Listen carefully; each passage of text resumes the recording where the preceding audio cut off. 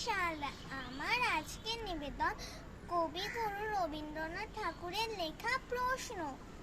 মাগো, আমায় ছুটি দিতে বল, সকাল থেকে পড়েছি যে মেলা। এখন আমি তোমার ঘরে বসে করব শুধু পড়া পড়া খেলা।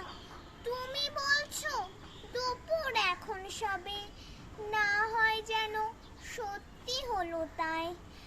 একদিনও কি দুপুর বেলা হলে বিকাল হলো মনে করতে নাই?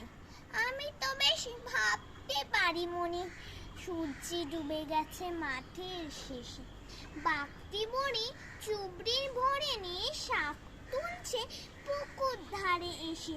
আধার হলো মাদার গাছের তলা, কালি হয়ে এলো দিঘির জল। হাট থেকে সবাই এলো ফিরে, মাঠের থেকে এলো চাষির দল। মনে করো না উঠলো সাঁঝের তারা, মনে করো না সন্ধে হলো যেন। রাতের বেলায় দুপুর যদি হয়, দুপুর বেলা রাত হবে না কেন? নমস্কার।